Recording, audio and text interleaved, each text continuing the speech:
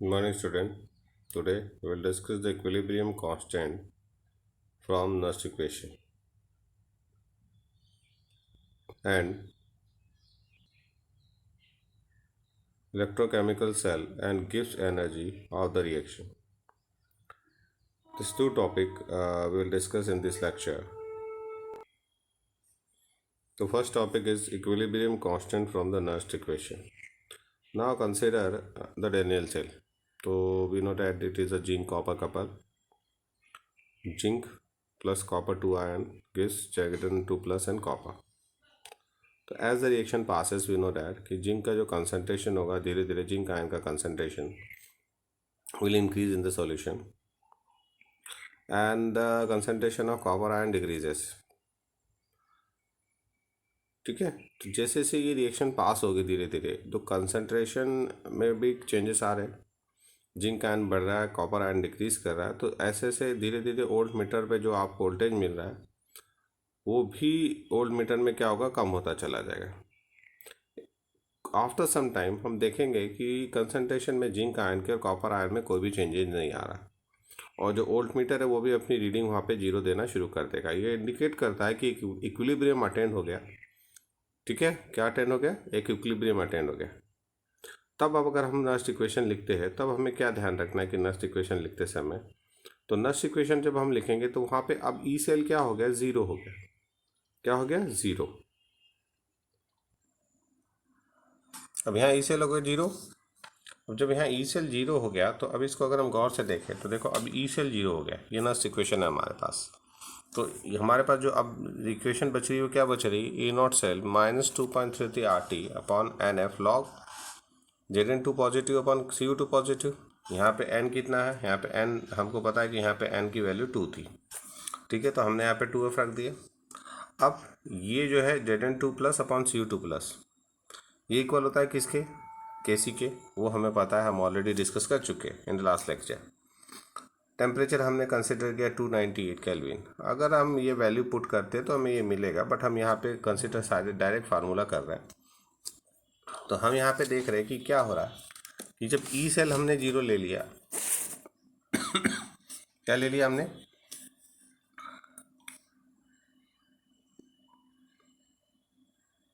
हमने E cell क्या ले लिया? जीरो. जब ई सेल हमारा यहाँ पे क्या आ गया? जीरो आ गया. तो हमारे पास इक्वल टू क्या था?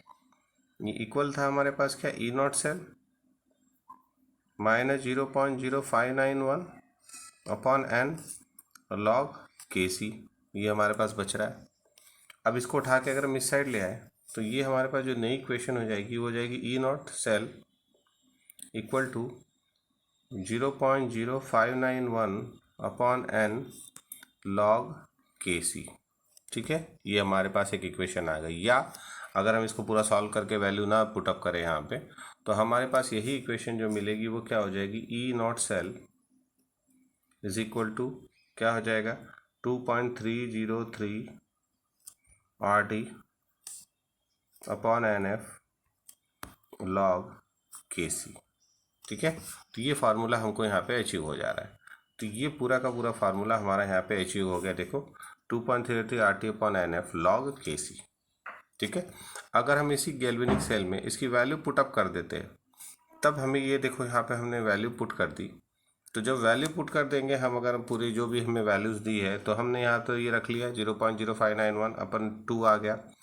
गैल्वेनिक सेल में हमें पता है कि जो वोल्टेज हमें मिलता है यहाँ पे ईएमएफ ऑफ सेल 1.1 वोल्ट होता है, तो उसको भी हमने यहाँ पे पुट कर दिया. तो we can calculate the value of K C, log K सी. यहाँ पे वो कह रहे हैं कि आप मतलब अगर if you know the value of E not cell तो we can calculate the K C. If you know the value of K C then you can calculate the E not cell. तो जो के सी की value आ रही है यहाँ पे कितनी आ रही है? 2×10⁻37 for the galvanic cell, specially only for the galvanic cell. ये सॉल्व करके दिखाया. बट फार्मूला इज, जो जनरल फार्मूला हमारे पास है वो ये है, and this is the important one. Okay, ठीक है. तो ये एक हमारे पास किसके बीच में रिलेशन हो गया? स्टैंडर्ड इलेक्ट्रोड पोटेंशियल या cell potential and the equilibrium constant. ठीक है,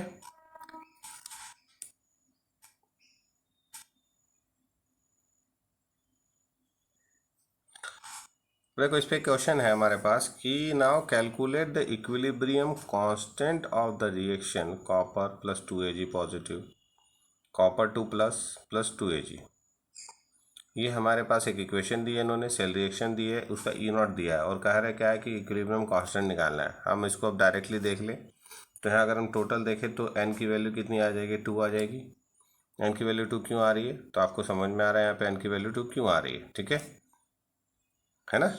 अभी एन की वैल्यू 2 है हमारे पास और यहाँ पे हमारे पास ई नॉट दिया है कितना, 0.46। हमने फार्मूले में देख दिया E not cell 0.0591 upon 2 log Kc, ठीक है, ई नॉट।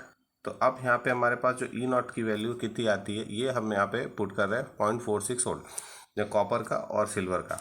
यहाँ तो नहीं दिया एनसीईआरटी बुक में, बट जनरली जब भी आपका सीबीएसई पेपर होता है तो हमेशा ई नॉट की वैल्यू गिवन होगी। तो ई नॉट की वैल्यू यहाँ दिया हुआ है, सॉरी यहाँ दिया हुआ है, वैसे भी ई नॉट की वैल्यू हमेशा क्या होती है, गिवन होती है। तो ई नॉट की वैल्यू हमने यहाँ पे क्या कर दी, रख दी। ये ई नॉट की वैल्यू यहाँ रखेंगे तो अब हम क्या करते, ई नॉट की वैल्यू हमारी कितनी आएगी, 0.546 वोल्ट है। इसको सॉल्व कर लीजिए, कितना हो जाएगा, 2 इंटू 0.46 अपॉन 0.0591, ये आ गया लॉग Kc। इसका एंटी लॉग कर लीजिए, will get the value of 3.92 into 10⁻15। तो यही हमारे पास सिंपल सा न्यूमेरिकल है कि एक यही मेथड है by which we can calculate the equilibrium constant. Otherwise equilibrium constant की वैल्यू कैलकुलेट करना बहुत डिफिकल्ट टास्क है, ठीक है। नेक्स्ट टॉपिक हमारे पास है electrochemical cell and the Gibbs energy of the reaction. Next क्या हमारे पास, electrochemical cells and the Gibbs energy of a reaction, तो ये चीज़ हमारे पास है। अब यहाँ पे क्या है, डेल्टा जी में रिलेशन कर रहे हैं हम इलेक्ट्रोकेमिकल सेल यानी ई नॉट सेल के साथ। ई सेल को हम डेल्टा जी से रिलेट करेंगे। ये ऑलरेडी हमने एक फार्मूला क्लास 11 में भी पढ़ा था, ठीक है। अब हम देखें तो हमने ये फार्मूला पढ़ा कभी, delta G is equal to minus N F E cell. ये हमने फार्मूला ऑलरेडी पढ़ के रखा है कि डेल्टा जी यानी डेल्टा जी क्या होता है, Gibbs free energy. What is the Gibbs free energy, Gibbs free energy क्या होती है, वो अमाउंट ऑफ एनर्जी जिसको हम क्या कर सके या कोई भी सिस्टम किस में कन्वर्ट कर सके, यूजफुल वर्क में कन्वर्ट कर सके, उसको हम क्या कहते हैं, गिब्स फ्री एनर्जी कहते हैं। और इसमें एक रिलेशन जो हमारे पास है वो क्या आता है, delta G is equal to N F E से और delta G is equal to minus N F E not cell. तो delta G is equal to minus N F E cell या delta G is equal to minus N F E not cell. This is the relation between Gibbs free energy and the electrode potential. Clear. तो ये हमारे पास important reaction, हाँ ये याद रखिए, अगर हम कंसंट्रेशन क्या कर रहे हैं, ले रहे हैं कितना, यूनिटी लेंगे, इन दैट कंडीशन हम ई सेल को क्या कर सकते हैं, ई नॉट सेल कंसिडर कर सकते हैं, तब हमारा formula delta G is equal to minus N F E not cell होता है, ठीक है। अदरवाइज तो हमें पता है कि जो गिब्स फ्री एनर्जी इस नंबर ऑफ मोल पे डिपेंड करता है, यहाँ पे करेगा। अब देखो यहाँ पे डेल्टा जी की वैल्यू है, तो ये आप एनसीईआरटी बुक में भी देख सकते हैं। It may be remember that E cell is an intensive property but the delta G is an extensive property and the value depends on the N, thus if you return in the reaction. तो ये कि हमें पता है कि E cell कैसी intensive है और डेल्टा जी कैसा एक्सटेंसिव प्रॉपर्टी है। तो प्रॉपर्टीज अलग होती है। एक्सटेंसिव प्रॉपर्टी क्या होती है हमको पता है, आपको पता है extensive property we have learn in the class 11। Now standard electrode potential एक न्यूमेरिकल हमारे सामने है। अब इस न्यूमेरिकल को अगर हम गौर से देखें, इसको हम देखें तो क्वेश्चन क्या है हमारे पास कि the standard electrode potential of a Daniell cell 1.1 volt, E not दे दिया हमको। Calculate the standard Gibbs energy for the reaction, delta G हमको निकालना है। अब इस फार्मूले के अकॉर्डिंग हमको क्या क्या चाहिए, एन चाहिए, एफ चाहिए, ई नॉट चाहिए। E nought is already given, N हमको पता है इस पूरी रिएक्शन में एन इज इक्वल टू 2 होता है, हम कई बार बात कर चुके हैं। एफ फैराडे है, उसकी वैल्यू फिक्स है। अब हमने यहाँ पे वैल्यूज ले ली, N in the above equation is 2, F is 96,487 और you can consider 96,500, E nought 1.1 volt हमने फार्मूले में रख दिया। जैसे ही हमने फार्मूले में रखा विल गेट द वैल्यू। अब ये बहुत सिंपल से न्यूमेरिकल्स है, बहुत आसानी से we can calculate the delta G, we can calculate the E not cell, we can calculate the K C, ठीक है।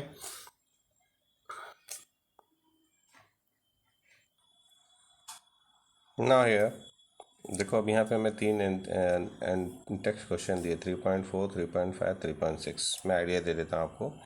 Calculate the potential of hydrogen electron in the contact with a solution whose pH is 10। हमको यहाँ पे potential of hydrogen electron निकालना, मतलब E cell निकालना है। उसका सॉल्यूशन का pH उसने दे दिया कितना है, 10 है। अगर किसी भी सिस्टम का pH 10 है, वेट अ मिनट, इसमें हम खाली जगह लेते हैं। हाँ, जैसे ये सिस्टम है हमारे पास, इसको हमने क्या लिख दिया, pH कितना है, 10 है।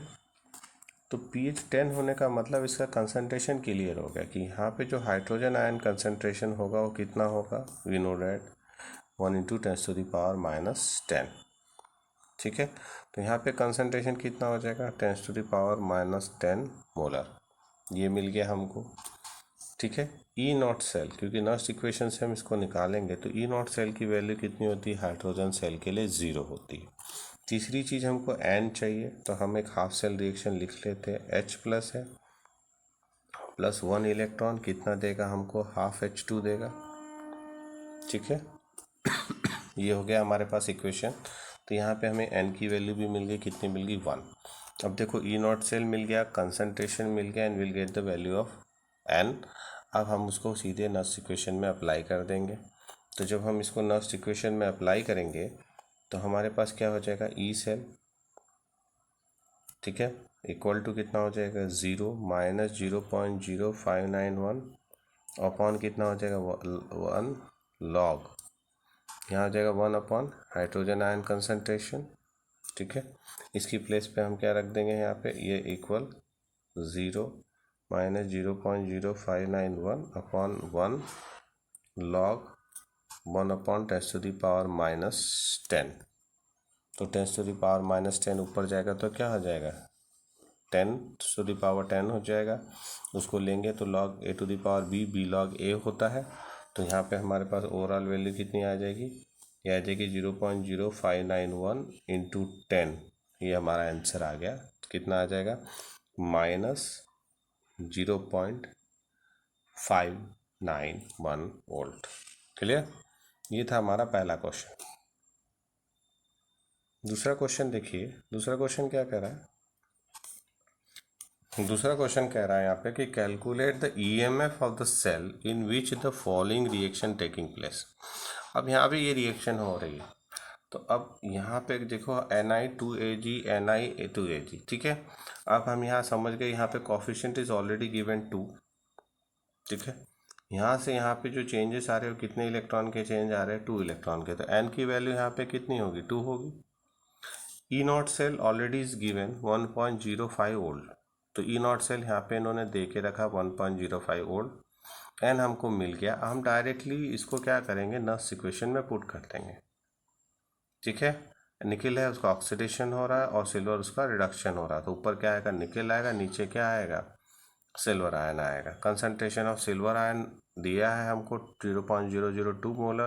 कंसंट्रेशन ऑफ निकल इज ऑल्सो गिवन 0.160 मोलर। अब इसको हम यहाँ पे रखते हैं नेक्स्ट इक्वेशन में।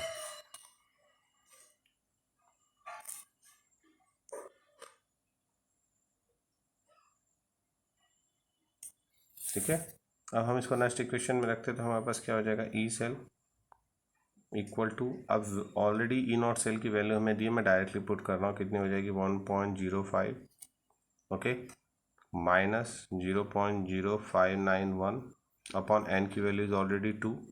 ठीक है, फिर यहाँ आ जाएगा लॉग कंसंट्रेशन ऑफ निकल आयन। तो यहाँ पे हमारे पास जो लिखेंगे, हम कैसे लिखेंगे, निकल 2 प्लस डिवाइडेड बाय, यहाँ क्या हो जाएगा, सिल्वर 1 प्लस की पावर 2। क्यों 2 आएगी, क्योंकि कोफिशिएंट 2 इज गिवन है ना। अब यहाँ पे हम वैल्यू पुट कर देते हैं अगर, तो ये हमारे पास हो जाएगा 1.05 माइनस 0.0591 अपॉन 2। यहाँ हो जाएगा आपका लॉग, ऊपर कंसंट्रेशन हमारे पास कितना आएगा, 0.160 डिवाइडेड बाय सिल्वर का कंसंट्रेशन हमें दिया है, कितना दिया है, 0.002, उसकी पावर कितनी आ जाएगी, 2। इसको अब आप सॉल्व कर लीजिए, विल गेट द आंसर। इसका भी आंसर आता है 0.91 वोल्ट। ठीक है, ये हमारे पास दूसरा क्वेश्चन है जो कि हम कर रहे हैं। सिंपल है। और थर्ड क्वेश्चन भी देख लेते हैं।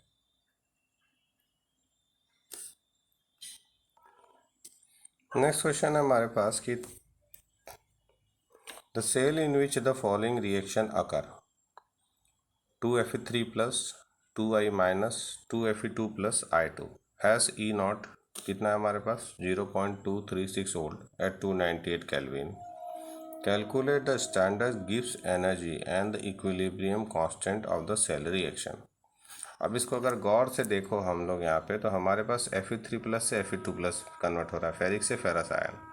इसमें जो टोटल जो इलेक्ट्रॉन चेंज होता है वो 1 इलेक्ट्रॉन होता है, बट 2Fe2 प्लस में कन्वर्ट हो रहा है। इट मीन्स यहाँ पे जो टोटल इलेक्ट्रॉन चेंज होगा वो कितना होगा 2 होगा।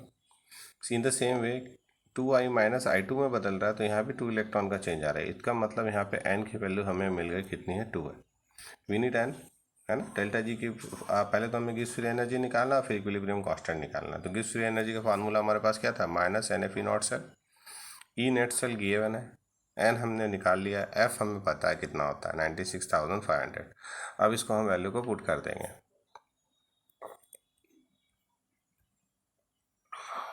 ठीक है, अब इस वैल्यू को हम उठा के रख देते हैं फार्मूले में। इस फार्मूले में रख दे तो डेल्टा जी क्या हो जाएगा हमारे पास माइनस NFE नॉट सेल। ठीक है, एन की वैल्यू कितनी थी 2, सॉरी यहाँ फाइनल माइनस लगेगा, यहाँ आ गया 96,500 इंटू ई नॉट सेल की वैल्यू हमें ऑलरेडी गिवन है, कितनी थी हमारे पास 0.236 थी। ठीक है, अब हमने इसको सॉल्व कर लीजिए। इसको सॉल्व कर लेंगे तो हमारे पास ये आ जाएगा 45.55 किलो जूल पर मोल। ठीक है, माइनस में वैल्यू आ गई किलो जूल। ठीक है, इंटू 10⁻3। अब हम इसको उठा के किस फार्मूले में रख देंगे। ये तो हमें मिल गया डेल्टा जी कैलकुलेट हो गया। अब हमें दूसरा क्या निकालना था, केसी निकालना है।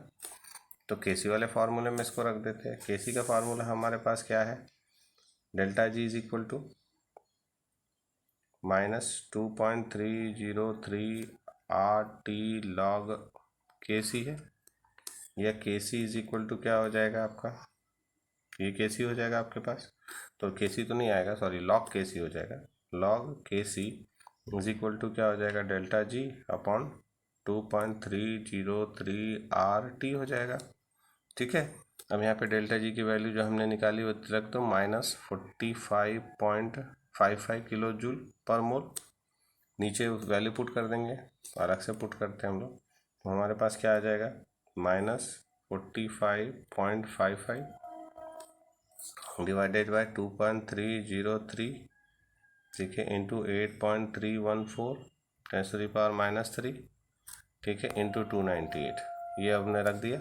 अब इसको जब हम सॉल्व कर लेंगे तो विल गेट 7.983। अब ये हमारे पास एक कैलकुलेशन आ गया by which we can easily calculate. ये 3 हमारे पास इंटरेस्ट क्वेश्चन थे, बहुत आसान है अगर हम आसानी से कैलकुलेशन पढ़े तो। ठीक है, क्लियर।